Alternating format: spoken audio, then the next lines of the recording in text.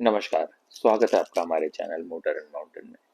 आज जिस टॉपिक पे हम बात करने वाले हैं, उसमें हम उन गाड़ियों के बारे में बात करेंगे जो हमारे हिसाब से बहुत ही कैपेबल कार्स हैं, लेकिन उन्हें आज भी हिंदुस्तानी बायर ने अपनी प्रेफरेंस लिस्ट में नहीं रखा है। इन कार की कैपेबिलिटीज के बारे में डिस्कस करेंगे और समझने की कोशिश करेंगे क्या ऐसे रीजंस हैं जिनकी वजह से हिंदुस्तानी बायर इन गाड़ियों की तरफ नहीं देख रहा है। The first car that comes into this category is Maruti Invicto. Maruti Invicto एक लुक अलाइक कार कह सकते हैं टोयोटा हाई क्रॉस की। ये कार इन कोलैबोरेशन टोयोटा और मारुति ने मिलकर बनाई है। बट अगर आप देखेंगे सेल्स नंबर्स में, जहां हाई क्रॉस ऑलमोस्ट 7,000 कार्स पर मंथ बेच रहा है, वहां मारुति इस कार को मुश्किल से 500-600 गाड़ी पर महीना बेच पा रहा है। ये कार completely capable है। I think it has almost all the same features that Toyota Hi-Cross has, except for minor differences like Ottoman seats, music की quality. बट एक एक फीचर जो कि मारुति इन्विक्टो में मिसिंग है वो है एडास का, which I think Maruti should have taken care of this in a car which is as expensive as 30 lakhs. लेकिन क्या ये रीजन है इकलौता कि एक गाड़ी 7,000 बिक रही है और दूसरी 500? I don't think so. If you ask from me, मेरे हिसाब से हिंदुस्तानी बायर आज भी 30 लाख रुपए से ऊपर की कार के लिए मारुति को शायद उस सेगमेंट में एक्सेप्ट नहीं कर पा रहा है। उसके लिए ब्रांड आज भी मायने रख रहा है, and when he spending more than 30 lakhs, he is looking at an option like Toyota and Mahindra. The second car that comes into the category is Honda Elevate. Sales numbers की बात करें तो ये गाड़ी अप्रोक्सीमेटली 2000 से 3000 गाड़ी per month बिक रही है, जबकि जो मार्केट लीडर क्रेटा है which regularly sells more than 15 to 16,000 cars पर मंथ। होंडा की प्राइस की बात करें तो इसका top end model around 18 lakhs का आ जाता है, which is significantly cheaper than market leader Creta. Features की बात भी करें तो होंडा ने मेजरली ऑल द फीचर्स जो आज की कार्स में होने चाहिए इंक्लूसिव ऑफ एडास वो सब प्रोवाइड कर रखे हैं, लेकिन उसके बावजूद this car is selling in extremely low numbers.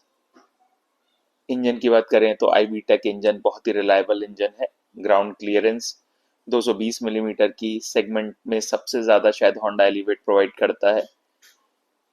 सारी अच्छाइयों के बावजूद भी यह कार बहुत ही स्ट्रगल कर रही है।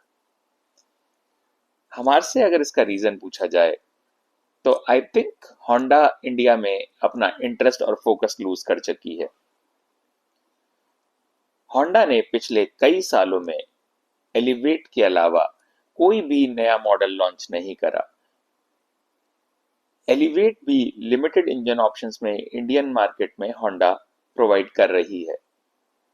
अगर होंडा को इंडियन मार्केट में दोबारा से वापसी करनी है तो I think their team should relook at the strategy which they have formed for India, और उसके हिसाब से उनको जो ग्लोबल मॉडल्स वो वर्ल्ड वाइड लॉन्च करते हैं उन मॉडल्स को जल्द से जल्द हिंदुस्तान में उतारना चाहिए। The third car that comes into this category is Maruti Jimny. Jimny is the serious off-roader that has been there in the Indian market for some time. Is the most value for money car. Yet अगर आप इसके numbers देखें तो ये car मुश्किल से 500 से 600 cars पर मंथ बिकती है, और इसकी जो कॉम्पिटिटर है Mahindra Thar that sells more than 5,000 cars a month. Jimny एक कंप्लीटली केपेबल कार है। इस कार में कोई भी इशू नहीं है और ये ऑफ रोडर्स, रैली एंथुजियास्ट सबको अट्रैक्ट करती है, लेकिन एक चीज जिस चीज में ये कार लैक करती है वो है लाइफस्टाइल अपील। शायद ये कार एंथुजियास्ट और इन लोगों को तो अपील करेगी, लेकिन थार को बीट करने के लिए I think Maruti needs to go back and relook at the strategy. Otherwise, in spite of all the capabilities, this car will continue to struggle in the Indian market. The fourth car in this category is MG Gloucester. MG Gloucester जिस segment में compete कर रही है, उस segment की बेताज बादशाह है Fortuner पिछले 20 साल से। MG Gloucester महीने की 200 गाड़ी बेचता है, तो उसके कंपैरिजन में फॉर्च्यूनर महीने की 2000 गाड़ी बेच रहा है। प्राइस और फीचर्स की बात करें तो प्राइस के मामले में Gloster almost same price point पे या थोड़े कम प्राइस पॉइंट पे फॉर्च्यूनर से अपनी गाड़ी को ऑफर कर रहा है। फीचर्स में एमजी ग्लॉस्टर शायद टोयोटा से फॉर्च्यूनर से बेटर होगा in terms of the features that this car offers in the market, लेकिन फॉर्च्यूनर का बायर सिर्फ फॉर्च्यूनर की तरफ ही देख रहा है।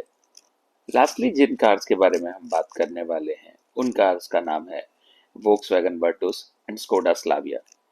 ये जो सिबलिंग्स हैं, they are the best driving cars जो कि अंडर 20 lakhs अवेलेबल हैं, लेकिन ये पूरी सेगमेंट ही एसयूवी के सामने टिक नहीं पा रही हैं। These cars are 5-star global NCAP safety ratings in car को मिल चुकी है। हाई स्पीड एक्सेप्शनल कंट्रोल है इन कार्स में। मल्टीपल इंजन ऑप्शंस जैसे कि 1.0 और 1.5 में आ रही हैं। सेल्स की बात करें तो शायद ये 3 से 4 हजार गाड़ी पर महीना बेच पा रही हैं, जो कि सेडान सेगमेंट में शायद सबसे ज्यादा है।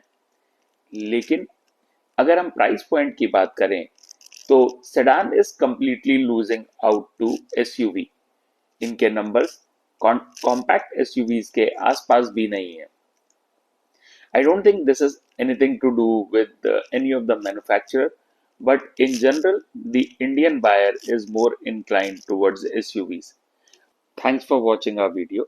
If you like our analysis, please hit the like and subscribe button. Thank you.